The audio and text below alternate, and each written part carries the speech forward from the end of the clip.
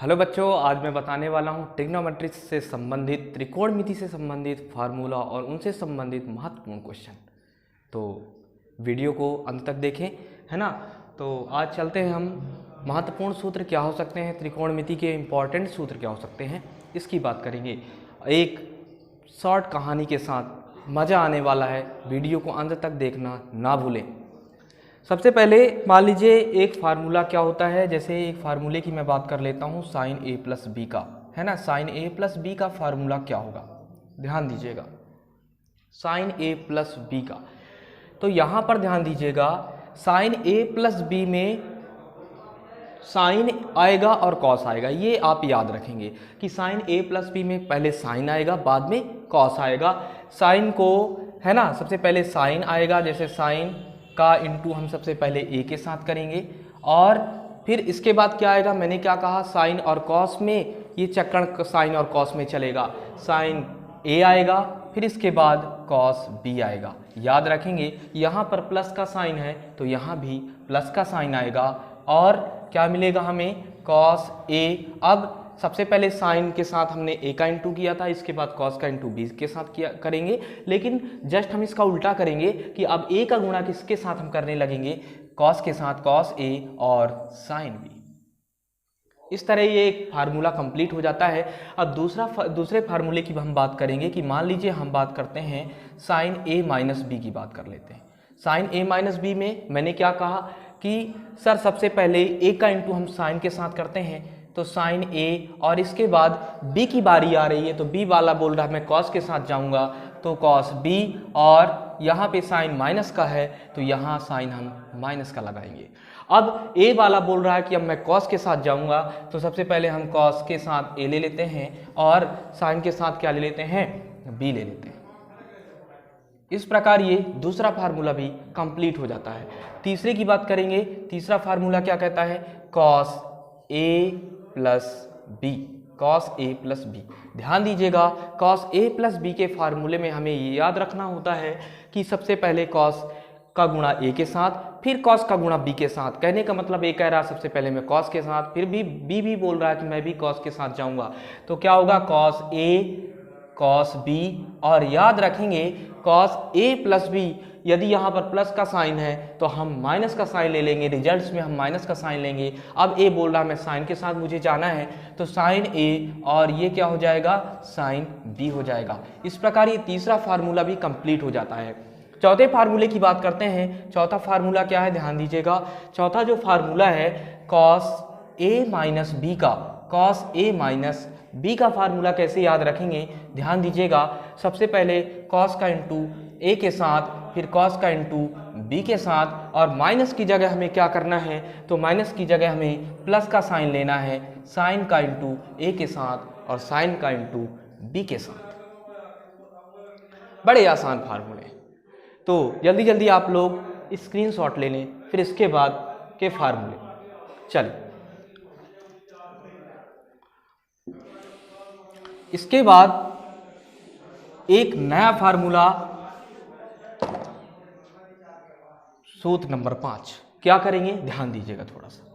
tan a plus B का formula कई बार paper में पूछे जाते हैं, इससे रिलेटेड क्वेश्चन पूछे जाते हैं।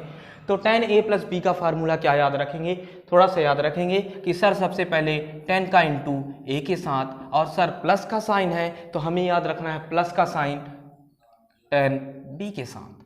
इसके बाद क्या याद रखना है कि हर में सर हमें क्या करना है, वन को घटाना है किसके साथ, सर tan a के साथ और tan b के साथ। याद रखेंगे जब फार्मूले में tan a प्लस b हो तो उसके हर में माइनस का साइन आएगा, आप ये याद रखेंगे, और अंश में क्या रहेगा, प्लस का साइन रहेगा।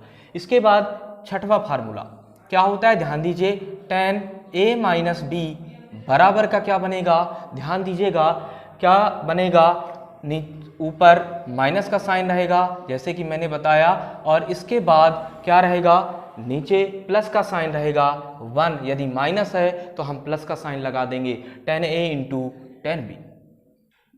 चल,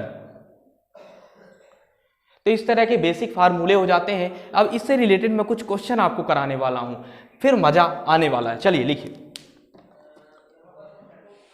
अब इसके बाद हमें एक क्वेश्चन लेना है यहाँ से। मान लीजिए जैसे दिया हुआ है साइन 75 डिग्री का मान निकालना है, बड़ा इंपॉर्टेंट क्वेश्चन है, का मान निकालना है। साइन 75 डिग्री का क्या निकालना है, मान निकालना है।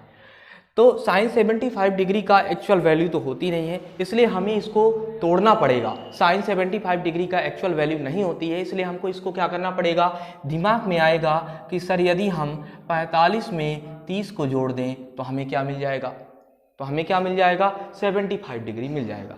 क्योंकि यहाँ पर हमें साइन 45 का मान भी ज्ञात है और साइन 30 का मान भी ज्ञात है। तो ध्यान दीजिएगा, एक फार्मूला यहाँ पर लगेगा। जैसे ही इसको हम तोड़ेंगे हमें एक फार्मूला याद आएगा कि सर हमने ये फार्मूला पढ़ा है, a प्लस बी इक्वल क्या पढ़ा है हमने, साइन a कॉस b और कॉस a साइन b का फार्मूला यहाँ पर अप्लाई किया जाएगा।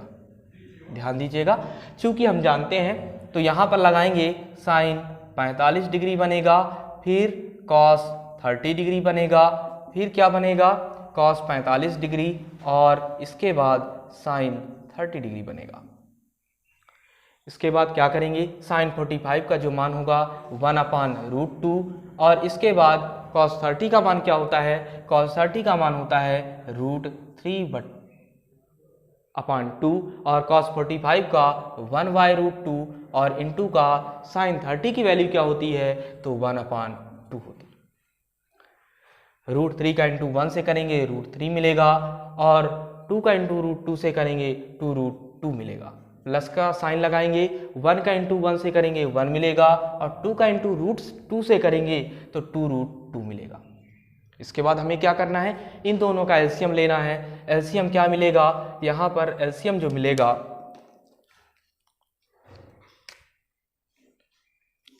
एलसीएम क्या मिलेगा, 2√2 और जब 2√2 का डिवाइड हम करेंगे तो हमें 1 मिलेगा और 1 का √3 से गुणा करेंगे तो √3 मिल जाएगा। इसी प्रकार 2√2 का भाग हम 2√2 से करेंगे तो 1 मिलेगा और 1 का गुणा 1 के साथ करेंगे तो 1 मिलेगा। कहने का मतलब इसका बेसिक आंसर क्या हो जाएगा, 2√2, √3 + 1 बटे का 2√2। चल इसी प्रकार दूसरा क्वेश्चन नंबर दूसरे की बात करते हैं। क्वेश्चन नंबर दूसरा क्या हो सकता है, ध्यान दीजिए, क्वेश्चन नंबर दूसरे की बात करते हैं। कॉस 75 डिग्री का मान,